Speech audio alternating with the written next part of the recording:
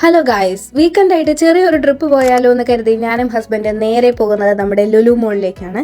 അവിടെ ഡ്രസ്സിങ് സെക്ഷനൊക്കെ നോക്കിയതിന് ശേഷം നമ്മൾ പിന്നെ പോകുന്നത് എൻ്റെ എവർ ഫേവറേറ്റ് നെയിൽ പോളിഷ് നോക്കാനാണ്. അപ്പോൾ എൻ്റെ കയ്യിൽ ഇല്ലാത്ത കളേഴ്സാണ് ഞാൻ നോക്കുന്നത്. അപ്പോൾ ഒരുവിധപ്പെട്ടതെല്ലാം ഉണ്ട്. അതിനുശേഷം നമ്മൾ നോക്കുന്നത് KFCയിലേക്കാണ്. നമ്മുടെ നോട്ടമെല്ലാം കഴിഞ്ഞ ശേഷം നമ്മൾ അതെല്ലാം വാങ്ങി കഴിക്കാൻ തുടങ്ങുന്ന സമയം അപ്പോൾ എനിക്കൊരു ഫോൺ കോൾ വന്നു. അത് മറ്റാരുമല്ല, എൻ്റെ ആൻറ്റിയുടെ മോള് കൈയൊടിഞ്ഞ് കിടക്കുകയാണ്, ടെസ്റ്റ് ട്യൂബൊക്കെ വീണ്. അങ്ങനെ ആ ഒരു സംസാരമൊക്കെ കഴിഞ്ഞതിന് ശേഷം നമ്മൾ നേരെ പോകുന്നത് ചെറിയൊരു മധുരത്തിനാണ്. എൻ്റെ ഹസ്ബൻഡ് എന്താണെന്നറിയില്ല, ഈ ഒരു അമൂൽ ഐസ്ക്രീമിൻ്റെ അഡിക്റ്റാണ്.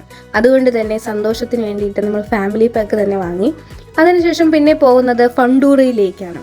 അവിടെ കുട്ടികളുടെ ഈ ഒരു കലാപരിപാടികൾ അല്ലെങ്കിൽ അവരുടെ ആക്ടിവിറ്റീസ്, ഗെയിംസ് ഇതൊക്കെ കണ്ടുകൊണ്ടിരുന്നു. അതിലൊന്നും കയറാനായിട്ട് നിന്നില്ല.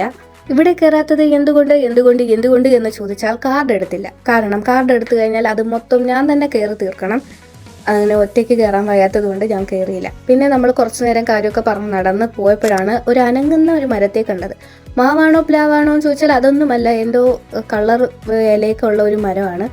അങ്ങനെ കുട്ടികളൊക്കെ അത് നോക്കിയതിന് ശേഷം നമുക്ക് പെട്ടെന്നൊരു ബോധം വന്നു, നമുക്ക് ഹൈപ്പർ മാർക്കറ്റ് കയറി എന്തെങ്കിലുമൊക്കെ സാധനം വാങ്ങിച്ചാലും. അപ്പോൾ മധ്യത്ത് കണ്ണുള്ള ഒരു മീനെ കണ്ടു. അതിൻ്റെ പേര് നോക്കൂ, അതാ ഉടുപ്പൂരി ഫിഷ്. അങ്ങനെ ഉടുപ്പൂരിയതും അല്ലാത്തതുമായ എല്ലാ ഫിഷിനെയും കണ്ട ശേഷം നമ്മൾ പച്ചക്കറി, പഴവർഗ്ഗങ്ങൾ ആ ഒരു സെക്ഷനിലോട്ട് പോയി.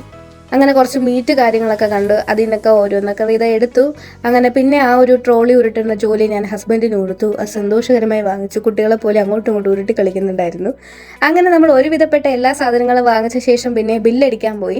എന്താണെന്നറിയില്ല, സൺഡേ ആയിട്ടും അന്ന് വലിയ തിരക്കും കാര്യങ്ങളൊന്നും ഇല്ലായിരുന്നു. സാധാരണ ബില്ലടിക്കാൻ തന്നെ ഒരു ക്യൂ നിൽക്കണം. എന്നാലും വലിയ പാടൊന്നും ഇല്ലാതെ നമ്മൾ ബില്ലടിച്ച് നമ്മൾ കിട്ടി.